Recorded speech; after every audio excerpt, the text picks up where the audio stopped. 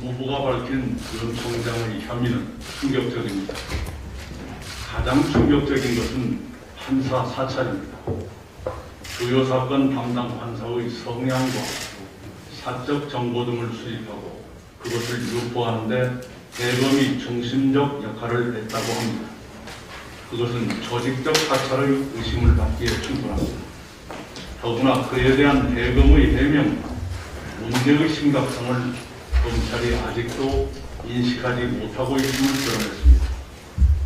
그런 시대착오적이고 위험천만한 일이 검찰 내부에 여전히 잔존하는지 그 진상을 규명하고 뿌리를 뽑아야겠습니다. 그에 필요한 일을 우리 당도 함께 해야 합니다. 법무부의 규명과 병행해 국회에서 국정조사를 추진하는 방안을 당에서 검토해 주시기 바랍니다. 법무부는 윤 총장에 대한 향후 절차를 엄정하고 신속하게 진행해 주기 바랍니다. 다른 혐의에 대해서도 신속히 진상을 밝히고 응분의 책임을 물어야 합니다. 윤 총장은 검찰의 미래를 위해서 스스로 거취를 결정해 주기 바랍니다. 오늘 오후 공수처장 후보 추천위원회가 다시 열립니다. 공수처가 왜 필요한지는 어제 법무부 발표로 다시 한번 입증됐습니다. 공수처장 후보 추천이 오늘로 마감되기를 바랍니다. 공수처법의 소수 의견 존중 규정이 공수처 가동 저지 장치로 악용되는 일은 개선돼야 합니다. 법사위는 공수처법 개선을 진행하기 바랍니다. 어제 국정원법 개정안 처리에 이어 경찰청법 개정안도 곧 처리해 권력기관 개혁을 매듭지어야겠습니다. 법무부 감찰에서 드러난 윤석열 총장의 혐의는 매우 심각해 보입니다. 특히 재판부에 대한 불법 사찰은 상상조차 하지 못했던 일입니다. 행정부 소속인 검찰이 사법부를 불법적으로 사찰했다는 것을 도대체 어떻게 용납할 수 있겠습니까? 특히 박근혜 정부가 국정농단과 사법농단으로 탄핵되고 출범한 문재인 정부에서 불법 사찰은 절대 용납될 수 없는 국기문란이자 중대한 범죄 행위입니다. 더욱이 국정농단과 사법농단 수사를 이끌었던 사람이 윤석열 총장이라는 점에서 몹시 충격적입니다. 더욱 충격적입니다. 대검의 해명이 더욱 가관입니다. 불법 사찰이 통상적인 공판 준비라는 대검의 인식이 검찰의 민낯을 고스란히 드러냈습니다. 이와 같은 혐의가 사실이라면 단순히 징계 처분으로 끝날 사안이 아닙니다. 국정감사나 특별수사를 통해 진상을 철저히 밝힐 일입니다. 이 법 부당한 처분에 법적으로 대응하겠다는 대검 입장도 납득할 수 없습니다. 감찰 과정에서 자신의 혐의를 소명할 기회를 거부한 것은 윤석열 총장 본인입니다.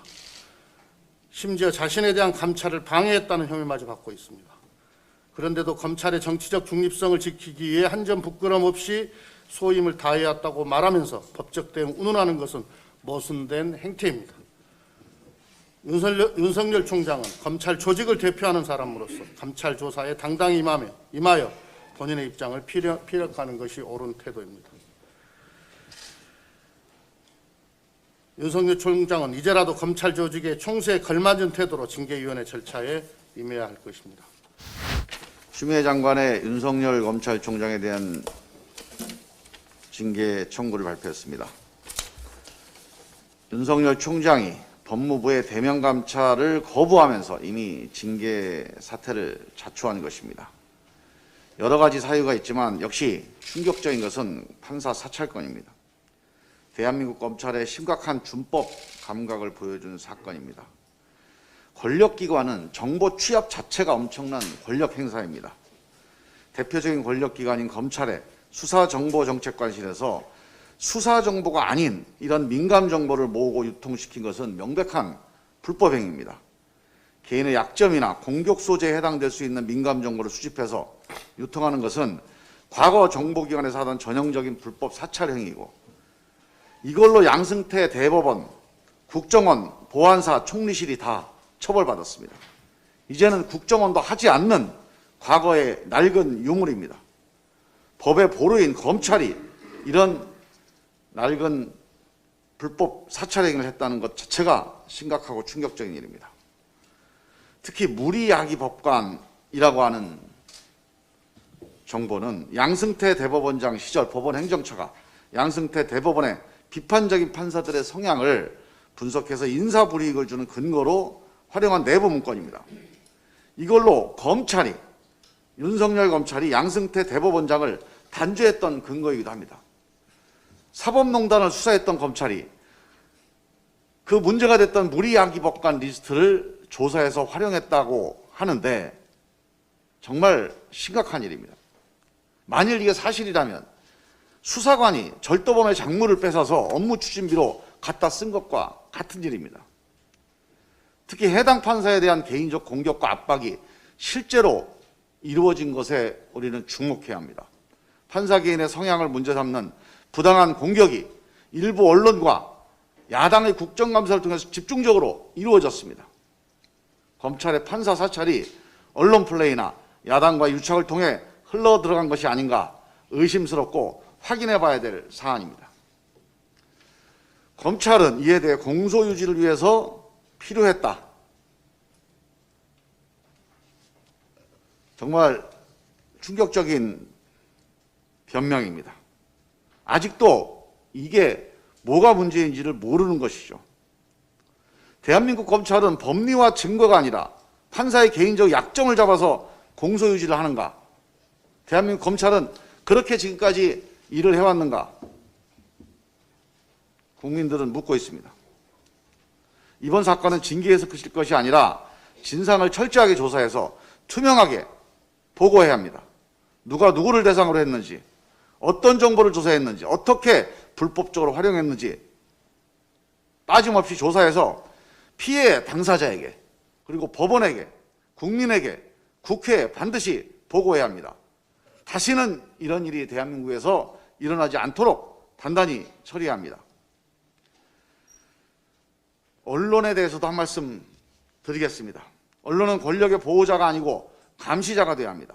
문재인 정부 추미애 장관, 조국 장관 비판 과하다고 생각합니다만 권력에 대한 비판이라고 치고 넘어가겠습니다.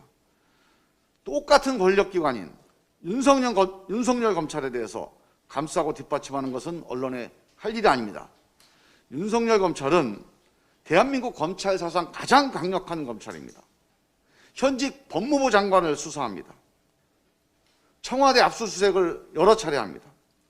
대통령의 국정 공약 집행에 대해서도 서슴없이 수사합니다. 대한민국 헌정사에 이런 검찰이 있었습니까? 이런 막강한 검찰의 권력 행사에 대해서 언론의 감시는 과연 어떤지 묻고 싶습니다. 대한민국의 권력기관에 대한 언론의 감싸기가 이렇게 심했던 경우는 전두환 정권 초기 말고는 제 기억에는 없습니다. 이런 검찰의 권력 행사에 대한 감시와 지적이 거의 없는 것 또한 언론사상 처음일 것입니다. 저는 조국 전 장관, 추미애 장관 밉다고 윤석열 검찰을 감싸는 것은 언론의 정도가 아니다. 조국 전 장관이나 추미애 장관의 10분의 1 정도의 잣대라도 저는 윤석열 검찰에게 잣대를 들이대서 과잉수사, 감찰 거부 등 권력 남용 행위를 절제하도록 하는 것이 언론의 임무라고 생각합니다. 이카루스의 날개를 아실 것입니다. 우병우 검찰이 언론의 감시에서 벗어나서 언론의 감싸기 아래서 하늘 높은 줄 모르고 올라갔다가 추락했습니다. 모든 권력은 언론의 감시를 받지 않는다면 이카루스의 날개가 될 것입니다. 언론도 거기에 함께 책임이 있다는 점을 스스로 꼭 돌아보기를 바랍니다.